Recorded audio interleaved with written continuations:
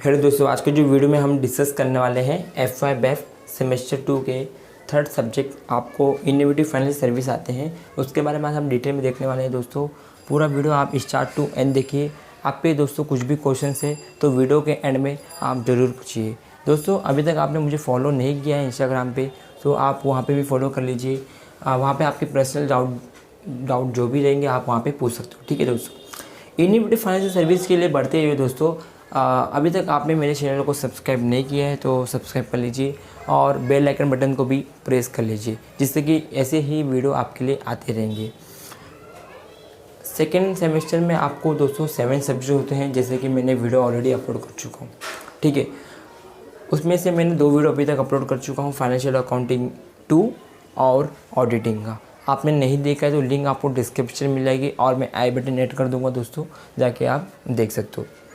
Innovative financial service की जब बात करते हैं दोस्तों, तो ये जो सब्जेक्ट आपको 18 और 19 में ही आया है, नया सब्जेक्ट आपके लिए है। 2 साल पहले ही आपको सब्जेक्ट पूछा गया है, जैसे कि ये ओल्ड सब्जेक्ट नहीं है दोस्तों। इसके पहले आपको सब्जेक्ट हुआ करता था टैक्सेशन, जो कि अब वो नहीं है। ठीक है, इसकी जगह पे आपको सब्स्टिट्यूट कर दिया गया है innovative financial services.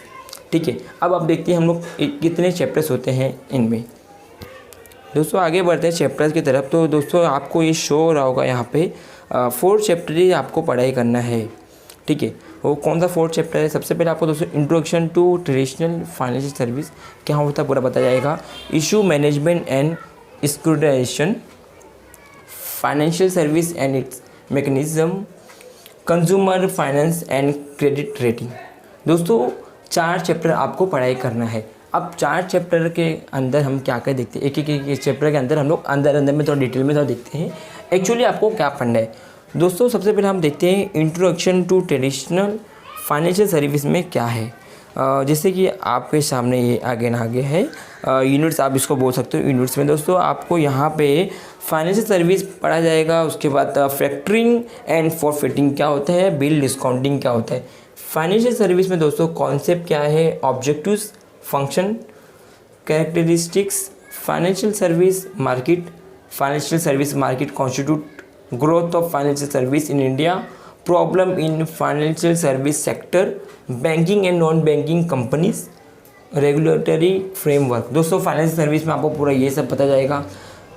Factoring and फॉरफिटिंग में आपको क्या क्या पढ़ा जाएगा। इंट्रोडक्शन क्या है, types of factoring, theoretical framework, factoring cost, advantages and disadvantages of factoring in India, factoring versus forfaiting, working of forfaiting, benefit and drawbacks of forfaiting, practical problem. दोस्तों paper जो थ्योरेटिकल है वहाँ पे आपको बताया जाएगा, थोड़ा बहुत प्रैक्टिकल प्रॉब्लम रहेगा वो आपको सॉल्व कर दिया जाएगा। ठीक है दोस्तों, ये तो मैं आपको सिर्फ रीड करके बता रहा हूँ, ये आपको पढ़ना पड़ेगा। इसके अंदर का तो मटेरियल मैं नहीं बता रहा हूँ। ठीक है, आपको पढ़ना क्या है वो मैं बता रहा हूँ। बिल डिस्काउंटिंग, आपने नाम तो सुना है, बिल डिस्काउंटिंग 2 में था BK में। इंट्रोडक्शन क्या है, framework, bill market schemes, factoring versus bill discounting in receivable management. ठीक है, ये सब आपको पढ़ने मिलेगा। आपको फर्स्ट चैप्टर में 3 टॉपिक्स के अंदर इतने सारे पार्ट्स मतलब पढ़ना पड़ेगा, कंटेंट। ठीक है दोस्तों, आगे बढ़ते हैं, सेकेंड टॉपिक पे बढ़ते हैं। सेकेंड जो चैप्टर आपका आता है दोस्तों, सेकेंड चैप्टर में आपको इशू मैनेजमेंट एंड सिक्योरिटाइजेशन रखते हो। ठीक है दोस्तों, इशू मैनेजमेंट एंड इंटरमीडिएट क्या होता है। इंट्रोडक्शन पढ़ाया जाएगा आपको, merchant banker, lead managers, underwriters क्या होता है वो आपको बताया जाएगा, bankers to an issue, broker क्या होता है, ब्रोकर टू एन इशू। ठीक है, स्टॉक ब्रोकिंग में दोस्तों इंट्रोडक्शन क्या है, स्टॉक ब्रोकर क्या है, sub broker, foreign broker, trading and clearing, self clearing members, stock trading, cash and normal, derivative trading. दोस्तों जिसको थोड़ा बहुत नॉलेज होगा ये सब के बारे में, ब्रोकर के टाइप्स, तो ये सब आपको थोड़ा बहुत अंडरस्टैंड हो रहा होगा। ठीक है, सिक्योरिटाइजेशन में दोस्तों क्या रहेगा, definition, securitization versus factoring, features of securitization, pass through certificate, securitization mechanisms, special purpose vehicles, securitable assets, benefit of securitization, new guidelines on securitization. दोस्तों ये सब आपको पूरा मतलब कि पढ़ा जाएगा आपके सेकंड चैप्टर्स में, ठीक है। ये हो गया और ये हो गया, ठीक है दोस्तों। थर्ड चैप्टर में जब आप दोस्तों आते हो तो थर्ड चैप्टर थोड़ा बहुत ईजी रहेगा। थोड़े बहुत यहाँ पे थ्योरी है तो थोड़ा बहुत लेंदी होगा, सो बोर नहीं होना आपको, ठीक है। इंटरेस्ट आप अपनी स्टडी करोगे तो आपको बोरिंग नहीं होगा। आपको दोस्तों लीज एंड हायर परचेज क्या होता है और हाउसिंग फाइनेंस क्या होता है इसके बारे में आपको डिटेल में बताएगा। मतलब कि मीनिंग क्या है, types of lease, finance lease क्या होता है, ऑपरेटिंग लीज क्या होता है, advantage and disadvantage of leasing in India, legal aspect of leasing, definition क्या होता है हायर परचेज का, hire purchase and instalment sales, characteristics hire purchase and leasing, advantages of hire purchase, problem of hire purchase. दोस्तों hire purchase और lease में आपको पूरा अच्छा खासा डिफरेंट पता चलेगा जब आपको खुद ही आपने एक्टिविटी की हो बट आप रियल लाइफ में नहीं हो। मतलब आपने जो बाइक खरीदते हो, आप मोबाइल फ़ोन करते हो, देखो इंस्टॉलमेंट बेस पे खरीदते हो। सो ये सभी आपको पूरा डिटेल में आपको समझाएगा, इसको यही मीनिंग होता है हायर परचेज और लीज, ठीक है। हम उतना डिटेल में नहीं जाएंगे। हाउसिंग फाइनेंस में दोस्तों आपको इंट्रोडक्शन क्या होता है, housing finance industry, housing finance policy aspect, sources of fund क्या है, market of housing finance in India. उसके बाद दोस्तों मेजर्स है, उसके बाद दोस्तों housing finance in India, growth of factor, ठीक है। Financial institute in the Indian national housing bank, guidelines क्या है दोस्तों, एसेट लायबिलिटी मैनेजमेंट का system in HF fair trade practice, code for HFC house finance agency. Third chapter में दोस्तों आपको पूरा फाइनेंस सर्विस के रिलेटेड आपको पूरा पढ़ाया जाएगा, ठीक है दोस्तों। फोर्थ चैप्टर में जब हम बढ़ते हैं, फोर्थ चैप्टर के पहले एक और टॉपिक आपको हो रह गया, इस पे देखते हैं दोस्तों, ठीक है। फोर्थ चैप्टर आपको पढ़ने से पहले थर्ड चैप्टर में एक चीज़ छूट गया था, वेंचर कैपिटल। वेंचर कैपिटल मतलब क्या होता है वो बताएगा। वेंचर कैपिटल मतलब नॉर्मली बोल सकते हैं दोस्तों, it is a risky capital, ठीक है। फीचर्स क्या है वेंचर कैपिटल्स के, टाइप्स क्या है वेंचर कैपिटल के, फाइनेंसिंग स्टेजेस क्या है, डिसइन्वेस्टमेंट मैकेनिज्म्स क्या है, वेंचर कैपिटल इन्वेस्टमेंट प्रोसेस क्या होता है इंडियन सिनेरियो के, ठीक है। पूरा वेंचर कैपिटल के बारे में बताएगा, इंपॉर्टेंट क्वेश्चन भी है एग्जाम के पॉइंट ऑफ व्यू से देखेंगे तो, ठीक है। ये हो गया फोर्थ चैप्टर में दोस्तों। बढ़ते हैं फोर्थ चैप्टर में आपको consumer finance and credit rating के बारे में पूरा पढ़ाया जाएगा। सो आपको कंज्यूमर फाइनेंस क्या होता है, उसके टाइप्स ऑफ प्रोडक्ट क्या होता है, consumer finance practice in India क्या है, mechanics of consumer finance, terms, pricing, marketing and insurance of consumer finance, consumer credit scoring, case for and again consumer finance. दोस्तों प्लास्टिक मनी क्या होता है, जैसे कि आपने नाम सुना रहेगा, डेबिट कार्ड, क्रेडिट कार्ड, उसके एडवांटेजेस क्या है, स्मार्ट कार्ड क्या होता है, परफॉर्मेंस ऑफ क्रेडिट कार्ड क्या है, सो पूरा बताया जाएगा दोस्तों। यहाँ पे देखिए पूरा लिखे है अच्छे से, growth, plastic money service, types of plastic card, credit card होता है, डेबिट कार्ड होता है, स्मार्ट कार्ड होता है, उसको अपने हिसाब से आपको लिखना पड़ेगा। स्मार्ट कार्ड के फीचर्स क्या है, टाइप्स क्या है, security features and financial application क्या है, ये सब पूरा ओन वर्ड्स में लिखने का क्वेश्चन है आपको। इसलिए मैं आपको कहा थ्योरी है तो ये इजी भी है, आपको अपने माइंड में कंटेंट को याद रखना है और अपने वर्ड्स से फ्रेम करके लिखना है, ठीक है। क्रेडिट रेटिंग क्या होता है दोस्तों, उसके मीनिंग क्या है, ऑरिजिन, फीचर्स क्या है, advantage of rating, regulatory framework क्या है, क्रेडिट रेटिंग एजेंसी कितनी होती है, क्रेडिट रेटिंग प्रोसेस कैसा होता है, क्रेडिट रेटिंग सिंबल्स कैसा होता है, credit rating agency in India कितनी एजेंसी होती है इंडिया में हमारे, लिमिटेशन क्या है रेटिंग का, पूरा डिटेल में आपको पढ़ाया जाएगा टेक्स्ट बुक में। दोस्तों टेक्स्ट बुक आप परचेज़ कर सकते हो, अभी ले सकते हो। टेक्स्ट बुक आप सेकेंड हैंड में लीजिए, आप फर्स्ट न्यू भी लीजिए। आप देखिए दोस्तों जो रेफरेंस होते हैं ऑथर्स, मनन प्रकाशन है, विपुल है, शेत है, आपको जो अच्छा लगे वो आप ले सकते हो, ठीक है। डिपेंड ये आपके ऊपर भी डिपेंड करता है, और जो प्रोफेसर होते हैं कॉलेज में उन लोग भी सम अलग अलग बुक ही रिफ़र करते हैं। ज़्यादातर जो प्रोफेसर होते हैं मनन प्रकाशन ही रिफ़र करते हैं।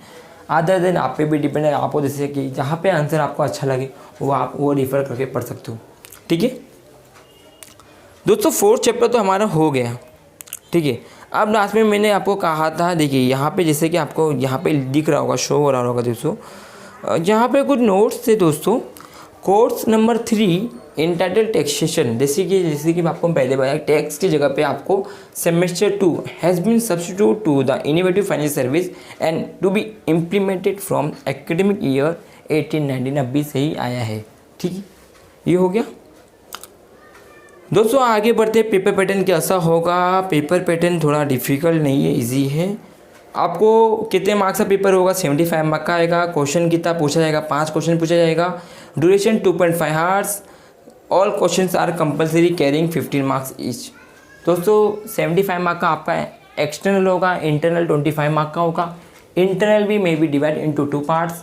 20 मार्क्स का आपका क्लास असेसमेंट टेस्ट होता है जो क्लास में लिया जाता है, और 5 मार्क्स आपका क्लास पार्टिसिपेंट पे होता है, वो आपके जो प्रोफेसर्स रहेंगे उस पर आपको देंगे। ठीक है, ये हो गया क्वेश्चन। 5 क्वेश्चन पूछा जाएगा पेपर में। ड्यूरेशन जैसे कि 2.5 आवर्स में आपको कंप्लीट करना है 75 मार्क्स का, कुछ एक्स्ट्रा टाइम नहीं मिलेगा। क्वेश्चन कितने, जो क्वेश्चन देंगे कितने कितने मार्क्स का आएगा? 15 मार्क्स के क्वेश्चन रहेंगे, 15। ठीक है दोस्तों, आगे बढ़ते हैं हम लोग। क्वेश्चन कैसे पूछा जाएगा दोस्तों? क्वेश्चन की जब बात करते हैं दोस्तों, क्वेश्चन यहाँ पर आपको दोस्तों क्वेश्चन नंबर 1 में आपको सबसे फेवरेट आपका ऑब्जेक्टिव पूछ लिया जाएगा 15 मार्क्स के लिए। ऑब्जेक्टिव भी देखिए कैसा आएगा, सब question to be asked 10 and to be answer any 8, मतलब भी 10 क्वेश्चन पूछा जाएगा, 8 करना है। बी में भी सेम 10 क्वेश्चन पूछा जाएगा, 7 करना है। दोस्तों इट मीन्स 20 क्वेश्चन पूछा जाएगा, आपको 15 ही करना है। बट 15 कभी मत करके आइए, 20 क्वेश्चन का अटेम्प्ट पर 20 ही करके आइए। इन केस आप पे कुछ रॉन्ग होते हैं तो वहाँ पे आपको सब्स्टिट्यूट, मतलब कि वहाँ पे आपका एवरेज हो जाएगा, मतलब बैलेंस हो जाएगा।